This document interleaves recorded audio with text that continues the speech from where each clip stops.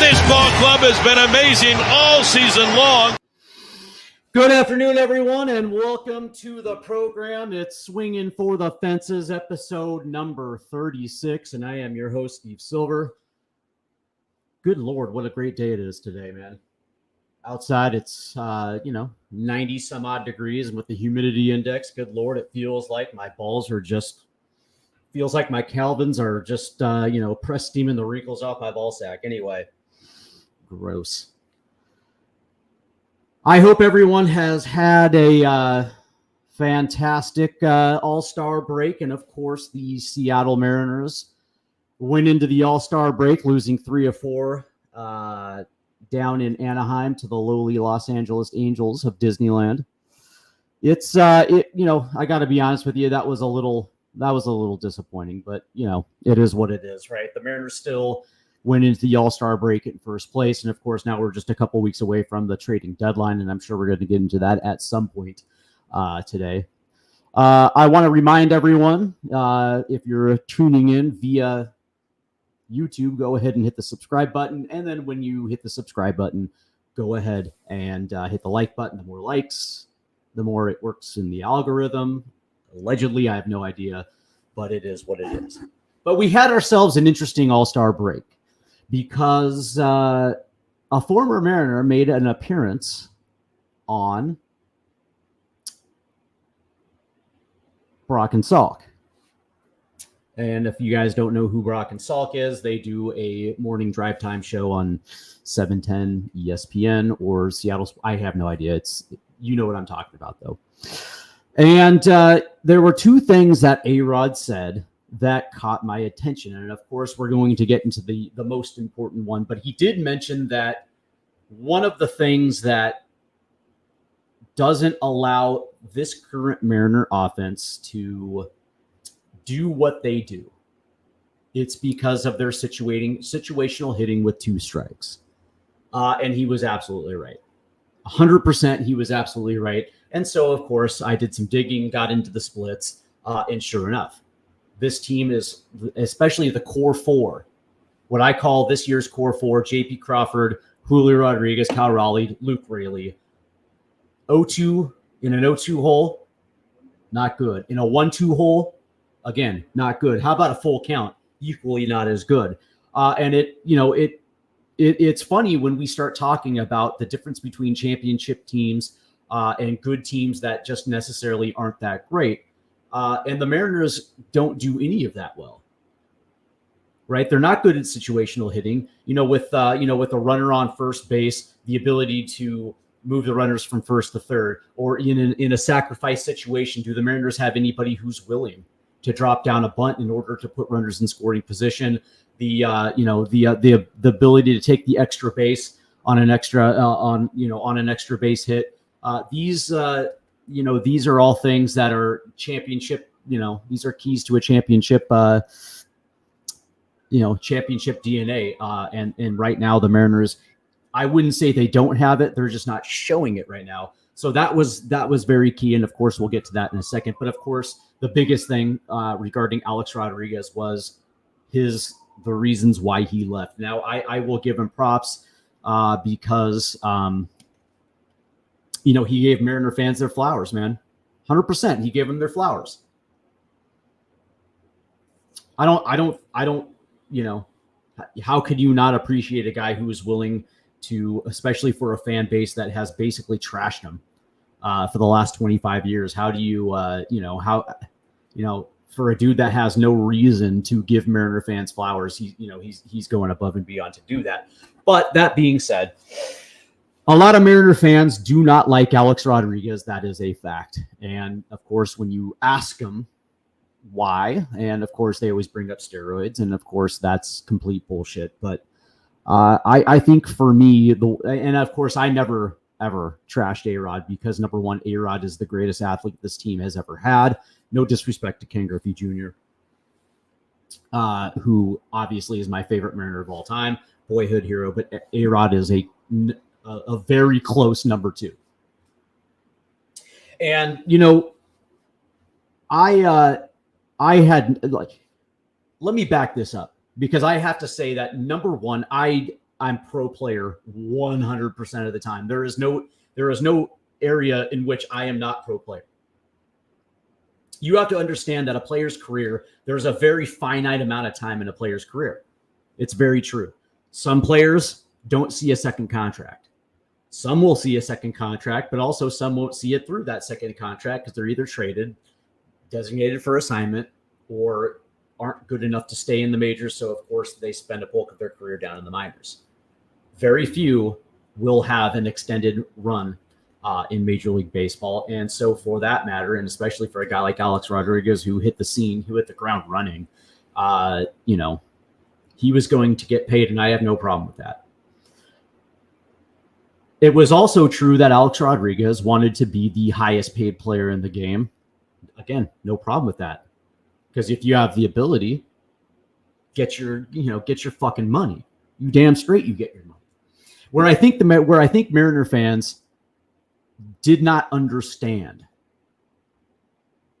was because they didn't understand ownership at that time. Okay. Now I want to take you back to 1995. And as you know, the 1995 Mariners went on a magic carpet ride. They had a historic comeback. Down 12 games in August. They erased it thanks to an Angel collapse. There's no doubt about it. The Angels collapsed. But they were able to erase it, win the division, and get in. Okay? Now, once they got in, great. They win the division series against the Yankees. They go to the league championship series where they couldn't close out the Indians. Okay, so we get to the offseason. Okay? And this is where you have to pay attention, and this is where ARod comes in, because the Seattle Mariners traded Tino Martinez and Jeff Nelson to the Yankees, the two final pieces to the puzzle that ended up being the Yankee dynasty. And the reason why that's important was because Tino Martinez was coming into the final year of his rookie contract. He was a free agent after the 96 season. And the presumption from Mariner ownership was that Tino was going to cost money. Okay. And of course, the Mariners would get a starting pitcher return, and they got Russ Davis, one guy who was going. It was basically the impending free agent for free agent, because we got Sterling Hitchcock, who eventually would take off for the San Diego Padres, and we got Russ Davis, who amounted to basically jack shit at third base. And the reason why we brought in a third baseman was because the Mariners also let Mike Flowers walk to the LA Dodgers. And if you were paying attention, you would understand that Ken Griffey Jr. didn't get the big contract in Seattle. He got an extension that paid him very good money, but it wasn't what he could if he got to the open market. Throughout the course of the late 90s, we saw Mariner ownership not extend a contract extension to Randy Johnson, who would later go on to say that was the reason why he wanted to be traded, because he felt disrespected, and he would have re-signed in Seattle. Now, granted, he still wanted to get paid, but it wasn't like he was going to charge, he wasn't going to be asking to be the highest paid pitcher in the game. Obviously, he wanted to be taken care of, but he wanted to stay in Seattle. Mariner ownership did not do him justice. And of course, the Ken Griffey Jr. thing. And now we get to ARod, who of course was represented by Scott Boras. And of course, now we know that Scott Boras does not do any pre-arbitration extensions. He likes to take his client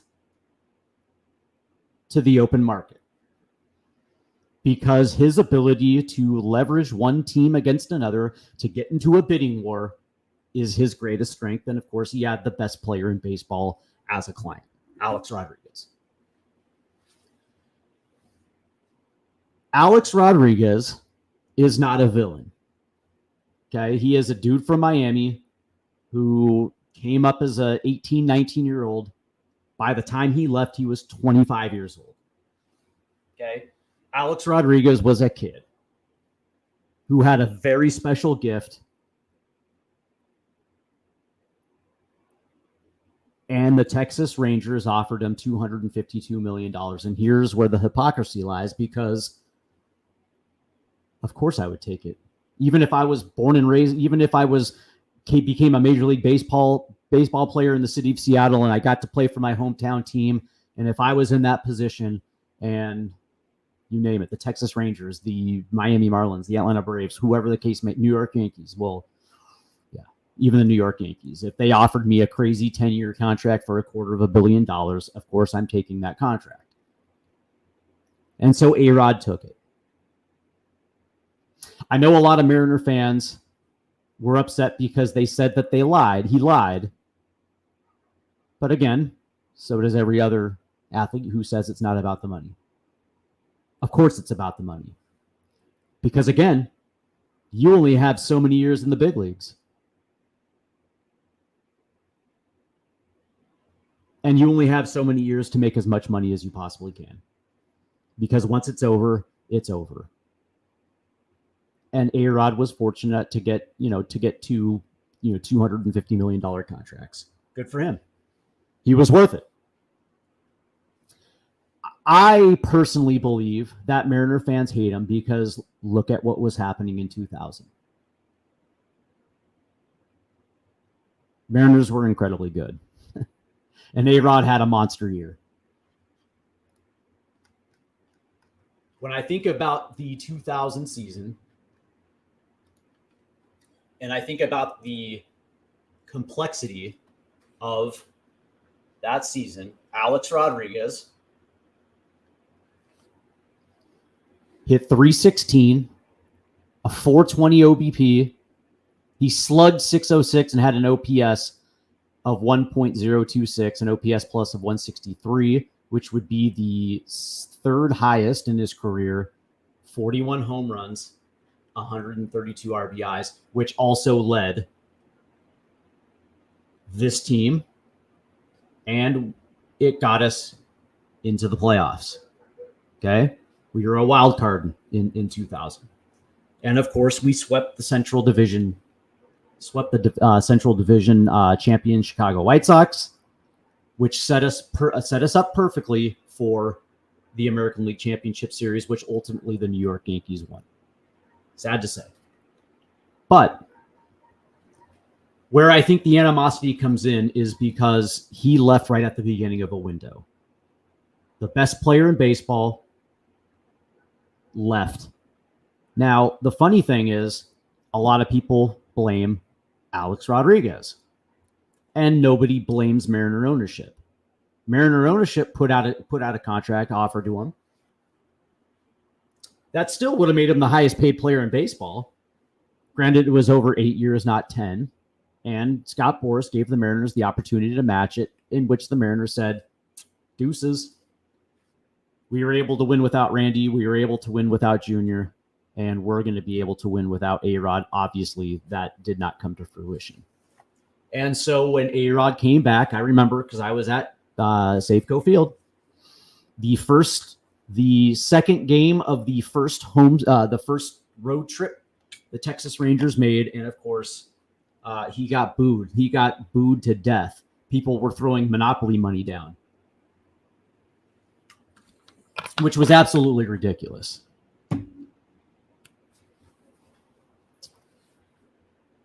Because the reality is, players are celebrated. Players are 100% celebrated when they get the contract. Period.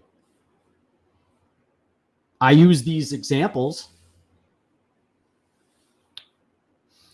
when Russell got his extension. We weren't calling him greedy. We said, good, he was worth it. I remember when Gary got his extension, when GP got his contract extended, we were saying, good, he deserved it. When LeBron left Cleveland, yeah, he was drugged through the mud a little bit in Cleveland. But a lot of people said, you know what? He's going to win championships. And, ultimately LeBron came back. But still,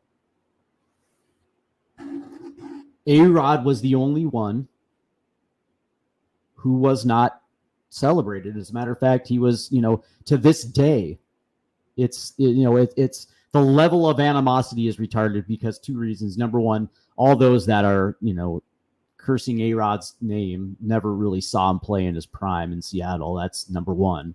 But the other thing is, like, you don't, you also have to understand the fact that the Mariners were never going to give him that money.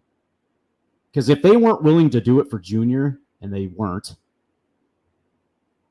and they weren't going to do it with Randy Johnson, two players that easily could have, if they weren't going to do it for them, they weren't going to do it for ARod. Because at that time, Mariner ownership was unwilling. And we know that because the very next year at the trading deadline, when, the Mariners basically had won 2 out of 3 games all season heading in that 2001 season heading into the deadline, and ownership would not allow Pat Gillick to add payroll without taking away in order to create that room. And of course, they didn't want to do that. So, that was unfortunate. So we knew that Mariner ownership, Nintendo ownership really only wanted to prioritize profits. And that was that. So ARod was gone, and the misguided anger for Alex Rodriguez by fans became reality, which again, it blows my fucking mind, because again, like when we talk about, the greatest Mariners of all time, like if you're making an all-time team, and you're doing Jay Buhner in left, Junior in center, and Ichiro in right, and John Allroot at first, Brett Boone at second, third base, I don't know, whatever, Phil, I don't know, catcher Dan Wilson, Cal Raleigh, whatever. ARod's always going to be at short 10 times out of 10. And I think a lot of Mariner fans get angry about that too, because they can't deny that ARod was fucking unbelievable. And I do think that ultimately, because ARod said it himself, that he's got a good relationship with John Stanton, he's got a good relationship with the Mariner front office. I wouldn't be surprised that in 2 years, within the next couple of years, that there'll be an ARod night, because he said it himself. He's like, I would love to come back and put on the number 3 and give thanks to Mariner fans that, give thanks back to the Mariner fans for his time in Seattle. And, they can induct him into the Mariner Hall of Fame, because, you have to. You absolutely have to. In his time in Seattle. Okay? His career. He batted .309 with a .374 OBP, a .561 slugging, a .934 OPS with a .138 OPS plus, 189 home runs and 595 runs batted in. Of course, he deserves to be in the Mariner Hall of Fame. And he deserves to have the, to bury the hatchet. Mariner fans, it's time to embrace ARod. Welcome back to Seattle. Let him come out, have an ARod night. Let him throw out the first pitch. Let him go in the booth and, talk with, Dave Sims and Mike Blowers. And it's important, man. It's important, because whether you like him or not, he's a very big part of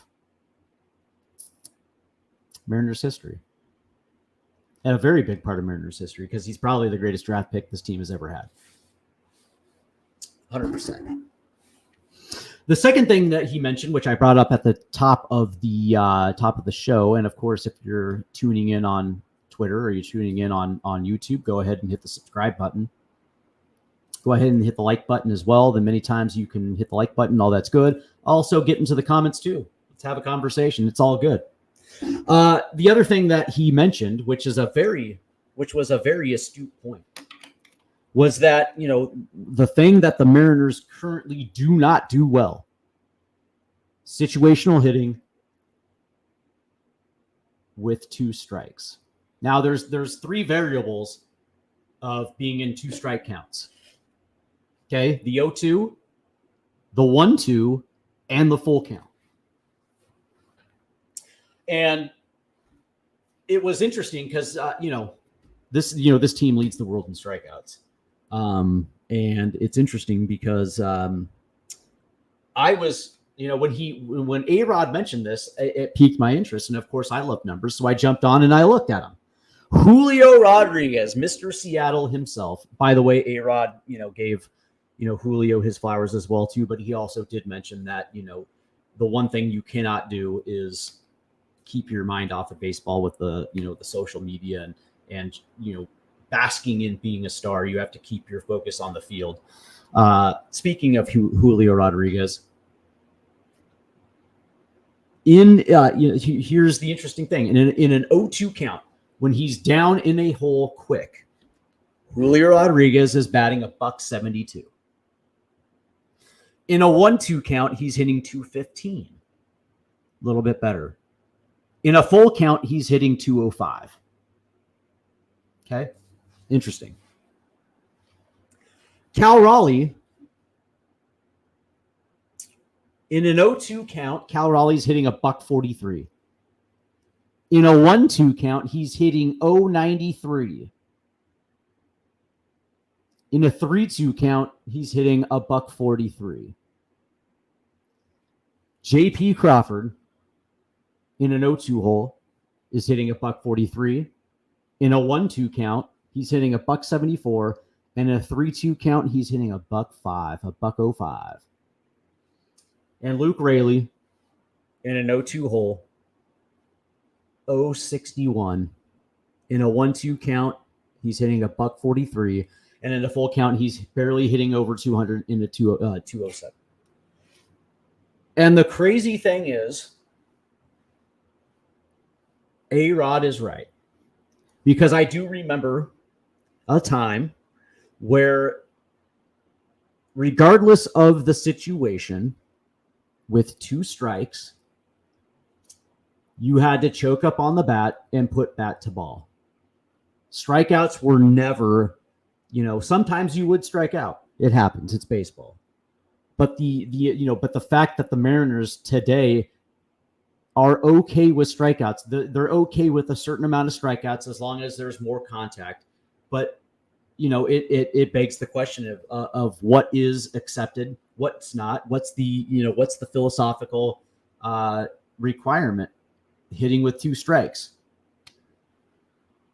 Because you would get a call into Lou Pinella's office and he would sit you down and he would say, listen, son, you're hitting $172 with 2 strikes. We're sending you down to Tacoma so you can work on that. And that was it. Because there was a time in this organization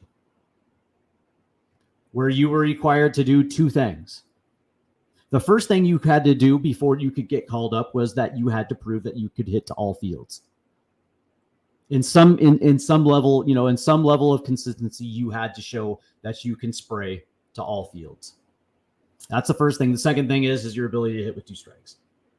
Your ability to put bat to ball in a situation. Now, here's the thing. You might strike out. Yeah, maybe. You might hit into a double play. Sure. But you also might hit a single. And it's the small things that leads to bringing runs across the plate, and that's what the Mariners do not do well at all. They are bad with 2 strikes. Very much so. They are bad in situational hitting with runners on. It's yeah. It's a true story.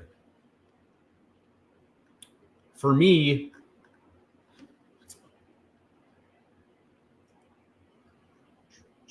it's it really is.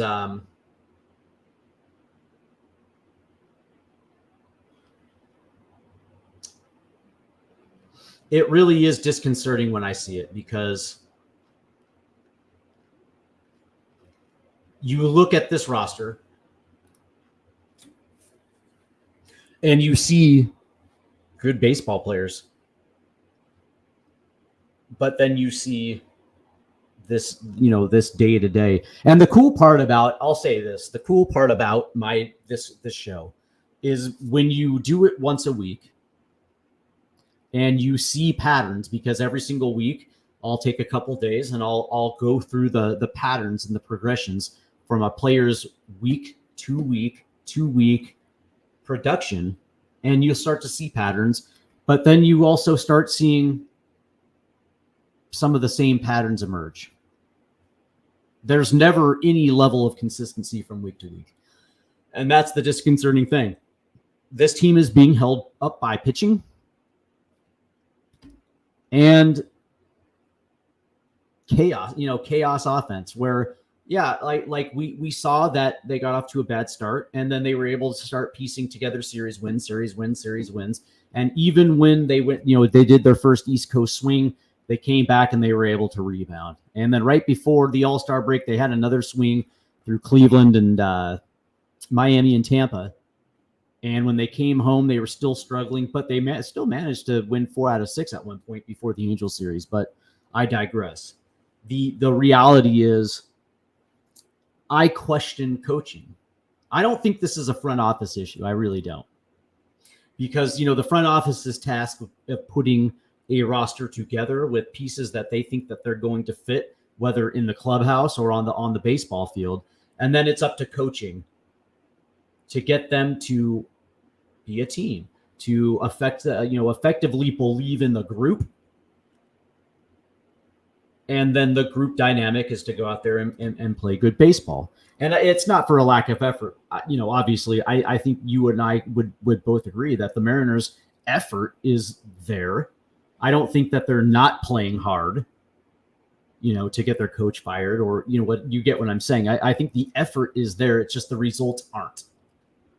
So I look at that and I say, well, man, that's not good enough, man. Winners, champions,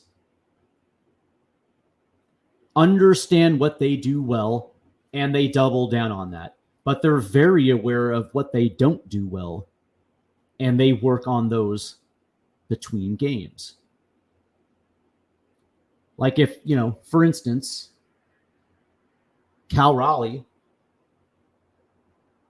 who's hitting a .143 in an 0-2 count. He's hitting 0.93 in a 1-2 count, and he's hitting a .143 in a 3-2 count. I would spend my days in a batting cage, choking up on a bat, and having who's ever throwing BP to work with me on situational hitting, right? So I put my frame of mind in an 0-2 hole. So I know for a fact that maybe it's going to, pitches might be a little up in the zone, or maybe they might be down and away-ish or inside. And I'd be working on different situations. And in my head, I'd be focused on, okay, cool, I got an 0-2 count. And so I'm choking up on the bat. And I'm getting comfortable working on that. And I would just drill and drill and drill and drill and drill, because at the end of the day, going into an at bat, it should not be complicated. It should be relatively easy. You should be looking for one thing and one thing only, which is fastball right down the middle, and everything builds off of that. But once you get into an 0-2 hole or a 1-2 or a 1-2 or a 3-2, then you can go back to that database because you sat there and drilled it for days on end. Yeah, 100%. And then you know how to take that to an in-game situation. Good players know how to do that, man. Now, is Cal Raleigh a bad player? No. But, does he do the little things? No. But it's not all, like, I'm not talking shit because none of them do. This morning I was talking to Rooftop Sports. And I said, he was asking like, who on this team would drop down a bunt, or who could drop down a bunt. And of course, we've seen Rayleigh do it a couple of times this year, but I asked the most important thing: who is willing to drop down a bunt? Who is willing to effectively take the bat out of their hands? Who is willing to sacrifice for the greater good? Right? Because if you have runners, let's say you have runners on first and second base, nobody out. Who is going to be willing to move those runners over, to give them a better opportunity to score runs? Right? Who's willing to drop down a bunt to stay out of the double play? It's a very good question. The reality is I don't think anyone really is, except for Luke Rayleigh. He's done that a few times. But I get the impression that there's a lot of guys on this team who think that this team can't win unless I do this, instead of understanding there's guys behind you who can also do that as well too, and having faith and having belief in the group that collectively we can get this done. It's kind of important. But all right. I want to thank everybody who's tuning in. Go ahead and hit the subscribe button.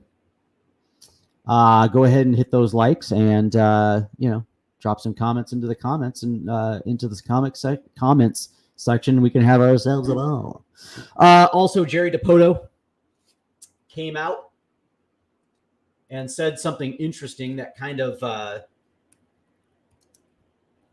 piqued the interest of the Mariner fan base. And I'm going to go ahead and pull up these quotes.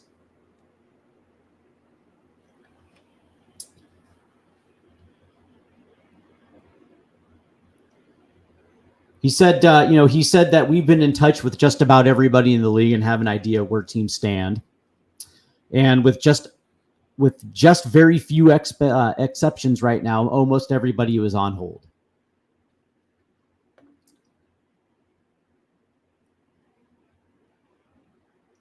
You see what he said, because you see what you see when you pick up the paper and look at the standings or flip on a site and check out where teams stand. Almost anybody within baseball is in 3 games of a playoff spot, it seems. He goes on to say that we don't make enough contact. That's plain and simple. It's our biggest hickey.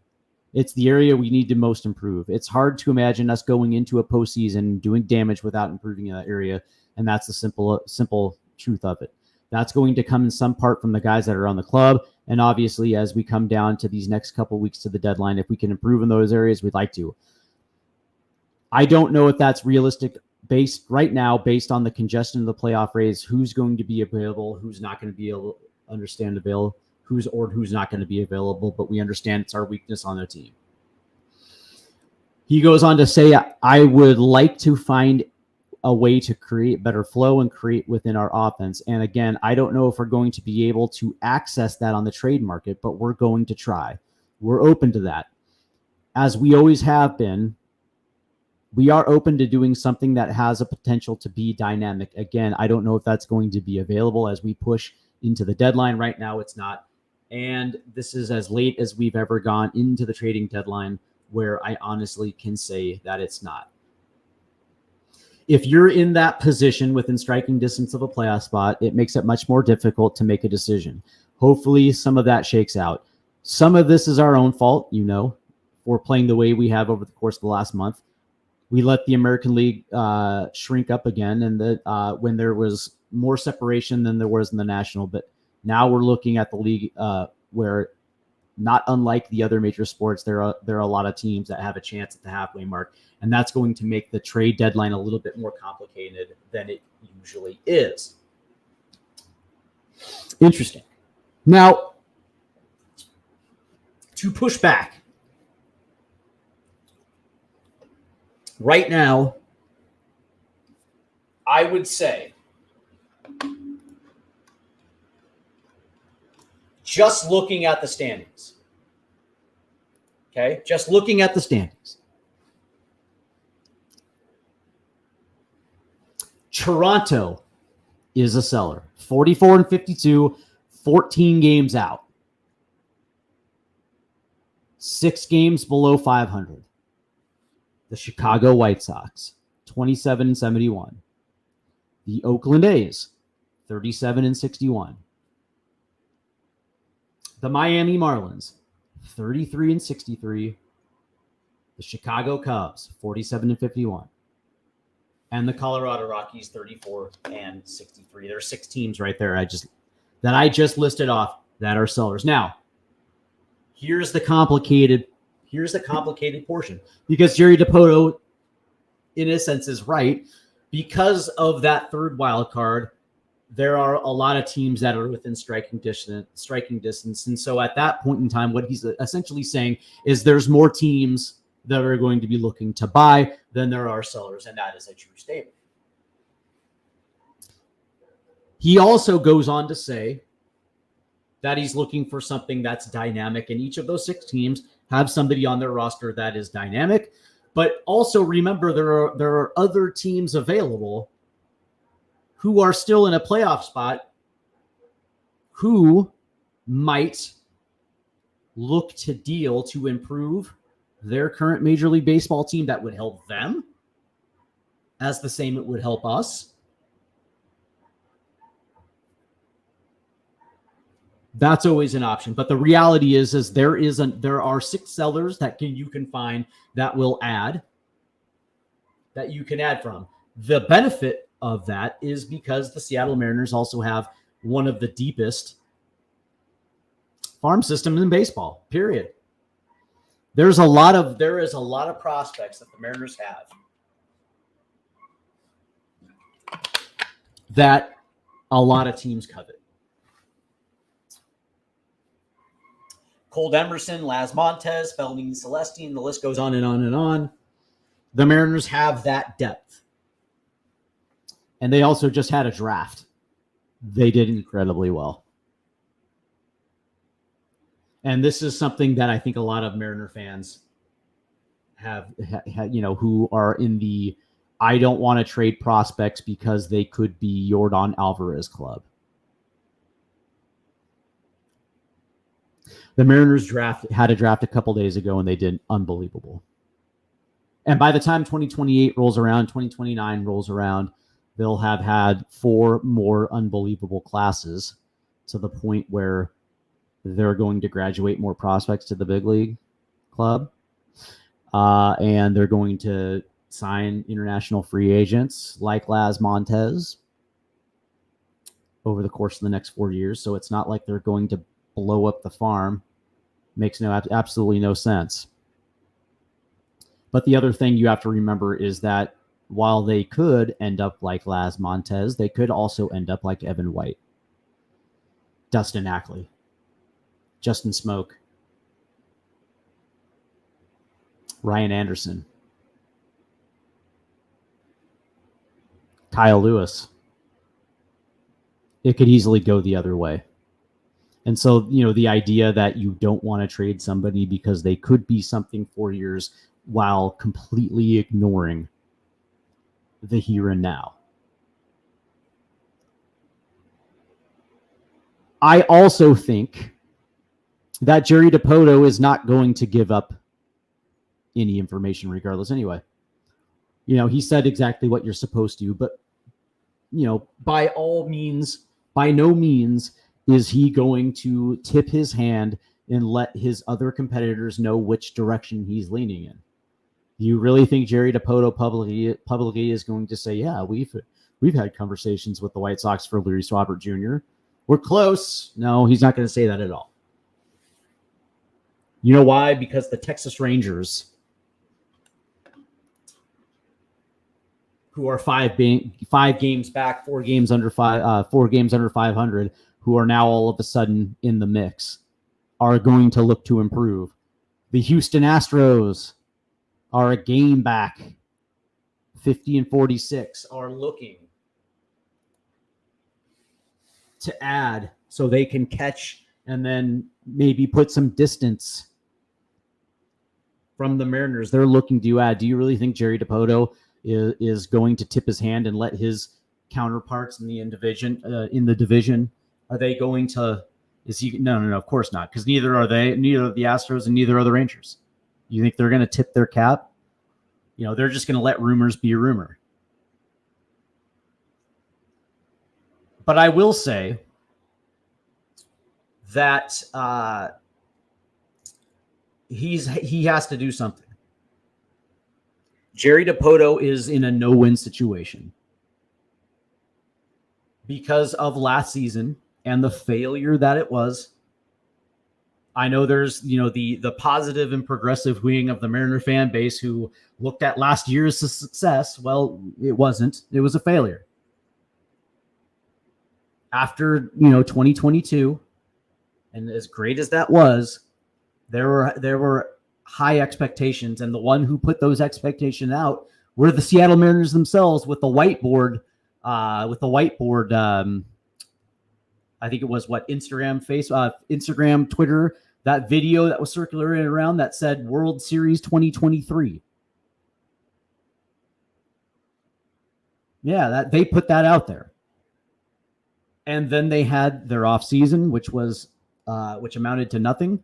And then they had a deadline in which they sold their best reliever. They sold. And we saw what happened. They had one of the worst September collapses. And then, Cal Raleigh took him to task. And then Dipoto had his off season, his end of the season news conference where he insulted Mariner fans. And then we had this offseason, which was, a lot of fans gave Jerry Dipoto a pass, but I didn't, because he's the ownership representation. He's the president of baseball operations. He knows exactly what ownership wants, what they don't want, what they're willing to spend before anybody else in the front office knows. He knew it well before. He knew at the end of the season that, Shohei Ohtani was not realistic.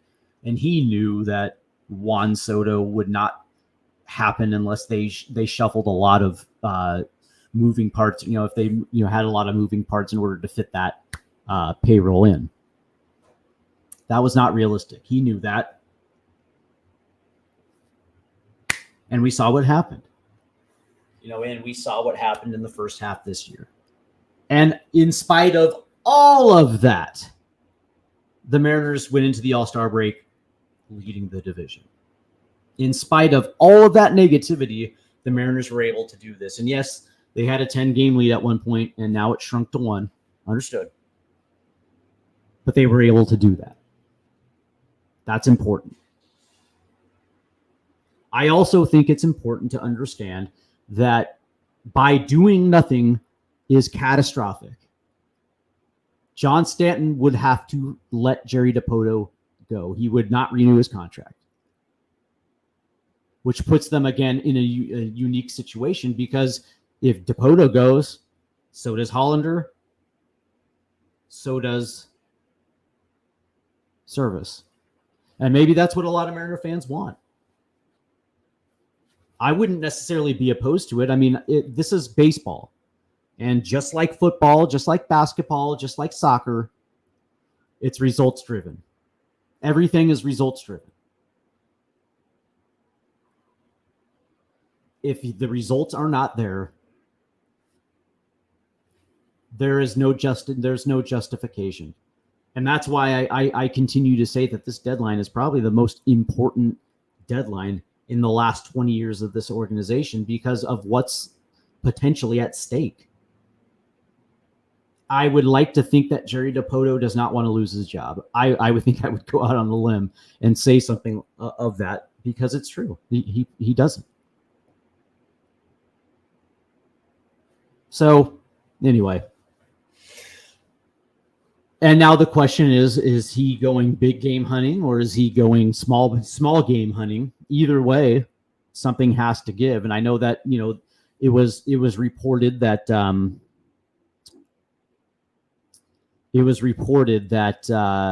Mariners are in the driver's seat to land Jazz Chisholm. Okay. Jazz is okay. I don't have a problem with that. I like the fact that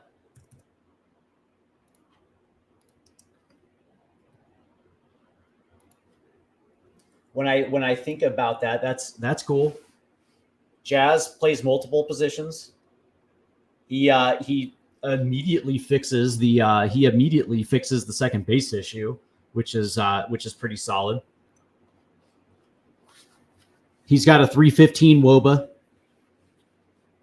WRC plus of 102. 321 OBP, 12 home runs. Yeah. 1.4 WAR, that helps. That helps. 100% that helps. It's not sexy, but it's cool. It's cool. I also think that if Jazz Chisholm comes over, and let's just say that they went and got from the San Francisco Giants, let's say that they went out and tried to get Michael Conforto. He's batting 237, but he's got a 310 OBP, slugging for 438. He's got a 323 WOBA, and he's got a WRC plus of 112, 10 home runs. Yeah. They're not the sexiest names, but they help. They absolutely help in areas of need. And listen, I'm not a big fan of Ty France.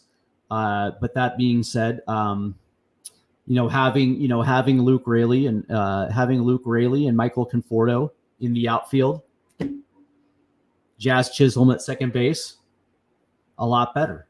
I mean, at the end of the day, I mean, if you could probably make the case. You could probably make the case of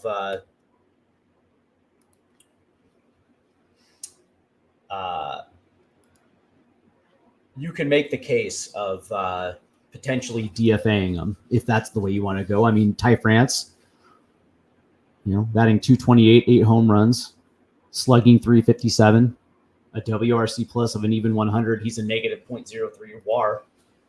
If you can figure out a way to trade him, that opens up the door for Tyler Locklear. I would be okay with that too. That's the thing. It's like the ability to add to this group has to happen. And if you guys were paying attention on Twitter, I said it today, and I stand by it. If you do nothing, you get nothing.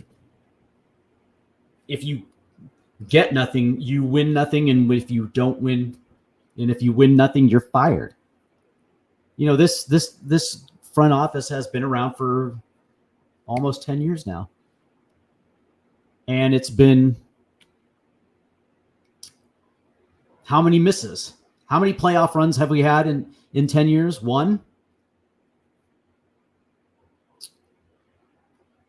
The reality is that with all there's a lot of fans that are like me that live and die by this baseball team. It's unfortunate because I've been watching this team for 30 some odd years now. 32, 33 years now. And 5 playoff appearances in 32 years, in 48 years, 40, what? 77. So we're coming up on, 47 years, 48 years. And in my lifetime, I've suffered more. I've suffered more deaths with this team than I have enjoyed good life. Because this team continuously just fucking breaks your heart. It happened in the 90s when they were finally good, and they didn't do anything to either keep a team together or go above and beyond. God bless Woody Woodward. He tried. God bless Pat Gillick, because he tried as well too, and we got so close. But it's that ability just to go a little bit above and beyond, to put yourself in a position. Because one of the things that happens with the Mariners, always happens, is, on the off chance they do get into the playoffs, they can't close games out. Well, gee, I wonder why, because we're very rarely in the playoffs. The ability to close out playoff games requires you to be in those situations previously in the playoffs. It's the reason why the Yankees were so very good in the 90s. Before what we would think of as the New York Yankees of the 2000s, where George Steinbrenner was bringing in Giambi and Randy Johnson and Gary Sheffield and Mark Teixeira. They were a core built on draft and development.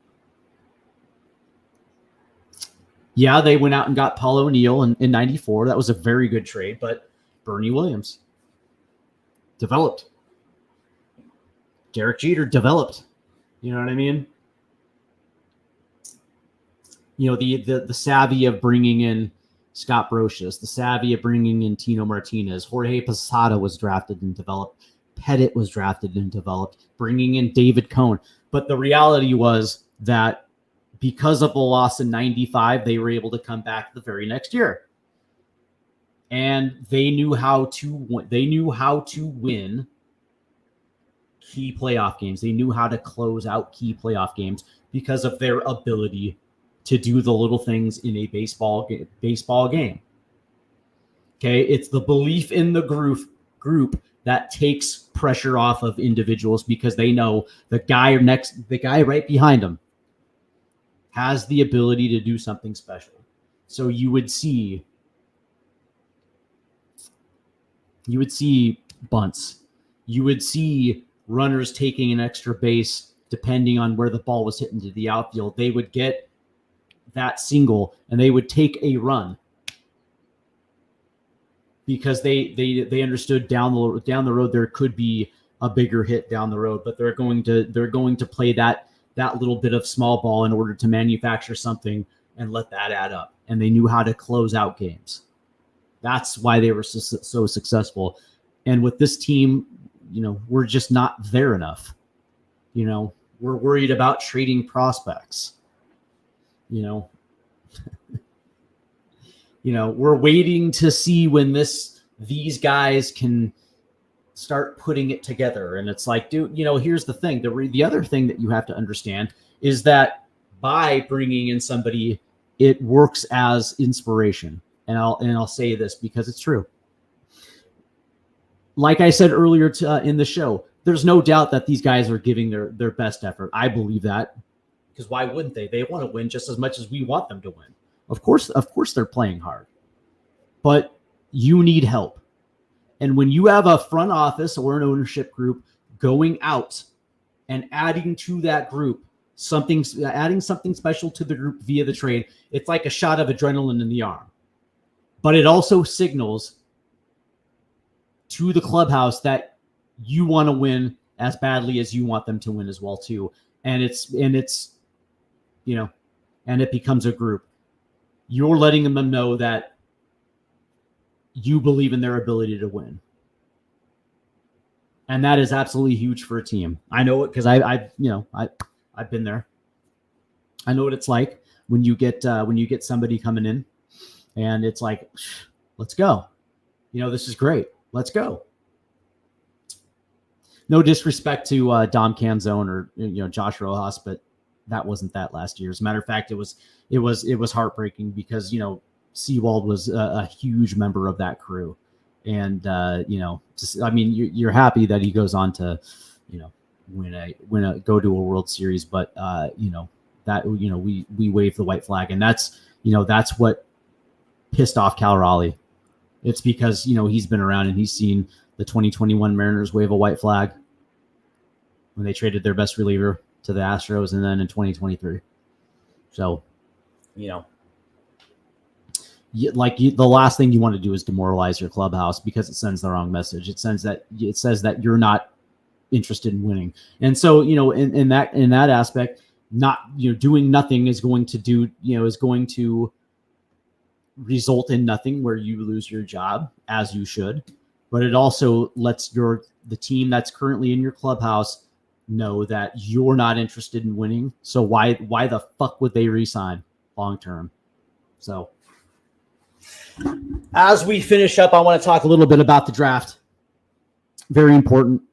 The Mariners had a draft a couple days ago, and it looked pretty good. They picked up the switch pitcher in Gerangelo Shanjay, which you gotta like him. He's a guy who yes, he can pitch. He can pitch from both sides, but the value is on the right side of the pitching mound. His fastball is in the 95 to 97 range, and his slider it has a very good bite to it. Same thing with his changeup. And the Mariners said that we're going to let him decide whether he's going to do that or not. No, they're not. They're not going to do that at all. You don't waste first round picks and then be like, yeah, well, no. That's not going to happen. They're going to develop him as a right-handed pitcher, and maybe early in his development he'll do that, like in low A or developmental league. But no. As he climbs, he's going to be a right-handed starting pitcher, and he's got a high side. I mean, he can be a high 2, but generally he's going to be in the 3 and 4 range, 3 to 4 range. Number 3 or number 4 starter, and he's a guy who's going to be 2 years away. He'll probably spend this season rookie ball, low A, something like that. And then next year he'll probably start in Modesto and work his way up. And I probably would assume that 2 full years in, he'll probably be ready for the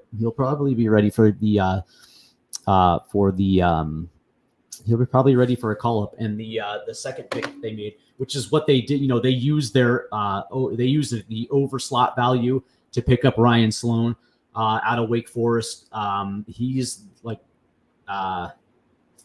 this dude is unbelievable, man. I mean, he's got a fastball that can touch 100, but generally speaking, on the high end, it's 98. And I think it's like averages 96. He's got a wipeout slider, 81 to 84. He's got a huge feel for that. He got a huge feel for the strike zone. He can put away hitters with the fastball or the slider, and he's got a change that's 98 to 90, hard downward action.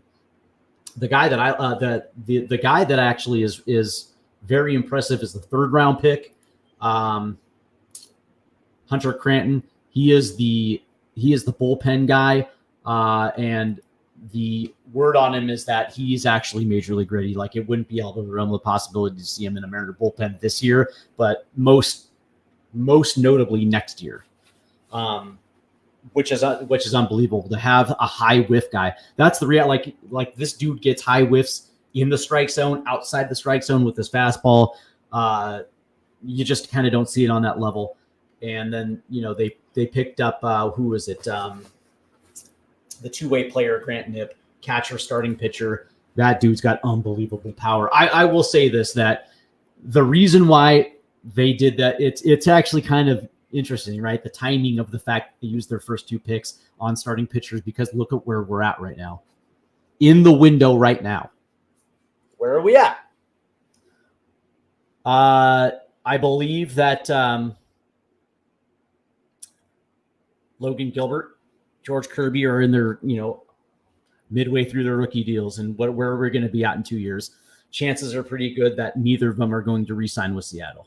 Maybe one of them does, but it also is going to mean the end of Luis Castillo by that point as well, too. And so now you have 2 guys that are going to be 4 and 5 guys in your number 4 and 5 guys in your rotation. And so the reason why they didn't want to move a guy like Bryce Miller or Brian Wu is because you may have a shot at bringing back Logan Gilbert, one of those 2. And if Luis Castillo is gone, it opens up 2 spots in your rotation. And within 2 years, there you go. You have 2 guys that you just drafted this year that are going to be ready for them to step into those spots in the rotation. And of course, I probably would expect that if either one, Logan Gilbert or George Kirby, won't resign, they'll probably get dealt. Same thing with Cal Raleigh, which is kind of interesting because they drafted essentially 2 catchers. And the question was, can any of them be fast tracked or developed to get to the big leagues within 3 years? They have Harry Ford. So it's going to be interesting to see how that's going to play out. But overall, I would give this draft, a low A. The Mariners draft excellently. They're so good drafters. Yeah. So, and, they know what they're doing. You have to trust the Mariners when it comes to, drafting, developing, because they've done it. They've been able to turn this farm system over twice in the last 5 years. So it is what it is. But that's going to do it for us. I want to thank everybody for stopping by.